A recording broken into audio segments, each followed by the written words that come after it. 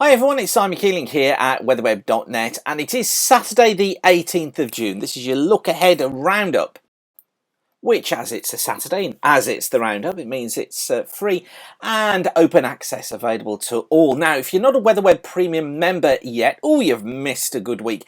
We've been talking about developments during this week with thundery showers developing at the end of the week. More about that in just a moment. The month ahead forecast for July has been issued as well, both video and written versions, and of course we've got our 2-week planner which is updated throughout the week, our fast forecast, and so much more. So if you're not a member yet, click on to weatherweb.net, then click on Premium Member. And you can just click on to subscription options, which gives you all the various subscriptions that you can make to become a WeatherWeb Premium member. The best one for you is this 12-month direct debit. It gives you a 10% discount on the annual cost of membership. And of course, don't forget, if you do need a forecast specifically for what you're doing, then click on Talk to a Forecaster and you can talk directly to us. Don't need to be a WeatherWeb Premium member for this. You can call it from in the UK and from Ireland as well. It's our Weather Live service, and all the information is there available on the website. Okay, roundup time. Now, when is El Nino? Not El Nino. Well, that's when it's gone into La Nina and then come back into El Nino again. We've actually seen this phenomena this week where we saw the sharp fall off in temperature over the last few weeks, went into La Nina for the last couple of weeks, and now, though, we're back in El Nino again. Yes, very weak at plus 0.1, but it's bounced back into positive territory once again. So this is the sea surface temperature analysis as it is at the moment. This is our La Nina through here. I have to say that's markedly, even looking at that, is a weaker feature than it was. Interesting developments there. That needs to be watched very, very closely.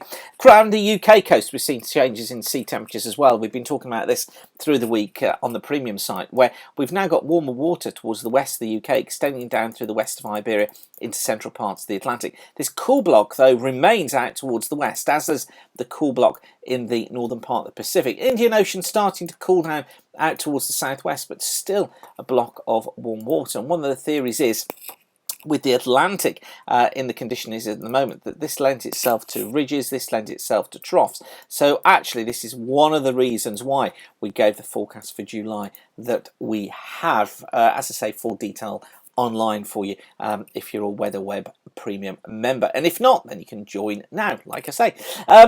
Okay, so this is where we are just at the moment. This is the mean Central England temperature produced by the Met Office so far this year.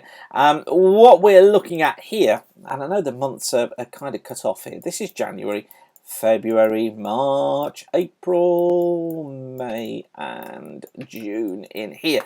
You can see where we are, plus 1.9 degree anomaly at the moment. So another warm month up until the 16th is when we've got data available. And with temperatures starting to pick up again this week, we are going to end the month very warm for the CET temperature series. Rainfall making the news, of course. Some talking about the wettest June record. Well, yeah, in individual locations it will be the wettest June on record for certain stations. And you've probably noticed yourself this week, if you've been in those heavy showers, and they've mainly been across England and Wales, the delineation zone between where it was wet and where it was dry has been remarkable. So some places are seeing sort of 2-3 inches of rain in a couple of hours. Other places, just a few hundred yards away, seeing nothing at all. So this delineation has been very strong. But when you lump it all together into the England and Wales precipitation totals, as it does on this chart, and it's the blue line we're looking for because these are the daily totals in here, it's coming up with around 46 millimetres so far up until the 16th of June. So it doesn't take into account the heavy showers that occurred on Friday, but it's not going to have that much of an impact. And as of now, our rainfall total is above the average for what we would usually see up until this point in the month. As for the month as a whole, it's about 71% of the average for now. Northern Ireland, current totals are up to 63% of the average for June. You can see here in the daily totals, though, to where we should be month to date, we're a little bit more than average. I think it's going to end up something like that at around 110% by the time we're getting towards the end of the month. Scottish totals looking like this, 60% of average right now for the month as a whole, but month to date we're running a little bit above average, and you can see how we started the month dry, but then we've seen this increase. And again, I think because we're going to go into a more mixed period now, we're probably going to end up with that sort of curve at around the 110% mark. Now, things do change during the course of this week. Looks like we are going to get some warmer, drier spells in there, but we've been talking about the uncertainty of thunderstorms developing at the end of the week. Here's the reason why.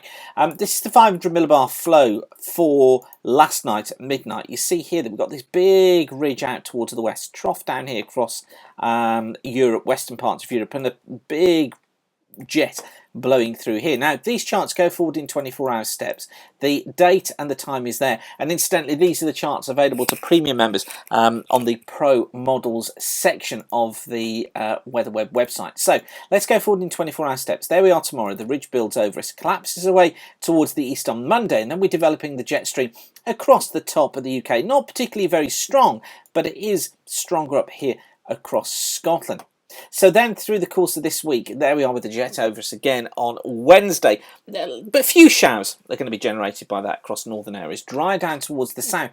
And you notice here generally we've got a weak ridge taking place across the south. So hence the reason for the dry conditions. Now, just watch what happens on Thursday. See that trough out towards the west here. That's midnight Thursday. So as temperatures warm up across the south of particularly central and southern areas of the UK, what we're going to find is that trough getting ever closer. That has cooler air aloft. By Friday, it's across Ireland, across Scotland, getting to Western Wales, southwest England. Temperatures in the mid to possibly high 20s across southern and southeastern areas of the country by then. And then through Friday itself, the trough passes eastwards. Look, that triggers the thunderstorm. So that's the reason why we're looking at this thundery breakdown towards the end of the week. And then into next weekend, weak ridge builds in from the west again, but it's not long before the jet establishes itself.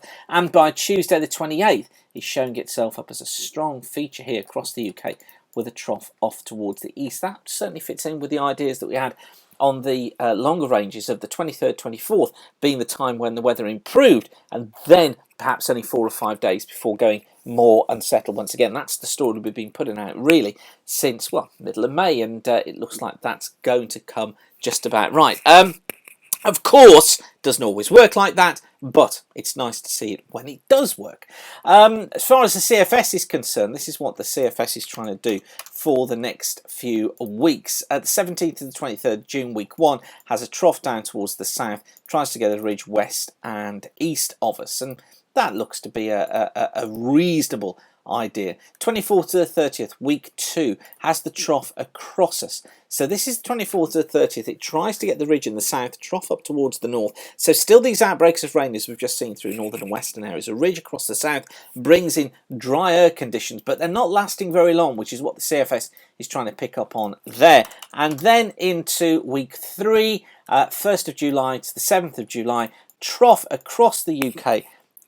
More unsettled conditions coming through, perhaps similar to last week actually with the showers. And then 8th to the 14th of July, likes the idea of pressure trying to build down towards the south, keeps the trough up towards the north though. Showers and rain up there, drier across the southern 2/3 of the country with a weak ridge building in, taking us into the middle part of July. What I think then happens after is this trough sits out here again for another week or 10 days, and then later on we find the ridge building back in towards the south to close out the month of July. But of course there's more details on that in our July forecast on weatherweb.net Premium.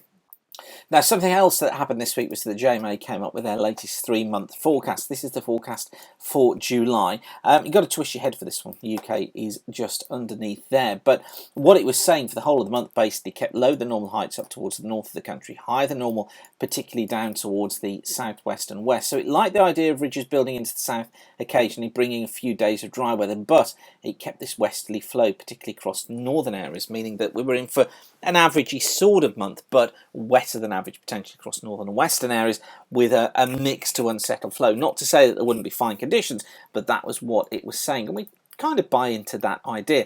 August looked like this.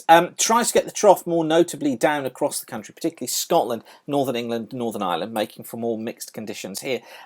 Still got evidence of a trough down towards the south, bringing again a mixed month here.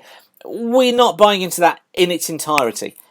We think the beginning of August should be better, but certainly I think what we could find is a month of two halves, where the final half does go into a pattern more resemblant of that. And then September tries to build in a ridge, higher than average heights across us, trough up towards the northeast, brings in more of a southwesterly flow. I tend to go along with that one, dry and warmer conditions off towards the south, but of course more on WeatherWeb Premium for premium members. Okay, I'm going to leave you with that for now, but whatever you're doing, thanks again for watching. If you need detail for the next 3 days, check out the fast forecast, and of course the 2-week planner is online as well. If you're not a premium member yet, now's your chance to do so. You can get yourself a free 3-day try us out, see what you think, or get a discount by signing up by direct debit. Okay, I'll leave you with that for now. Whatever you're doing, have a great day. Thanks again for watching. Keep the sun shining, and bye for now.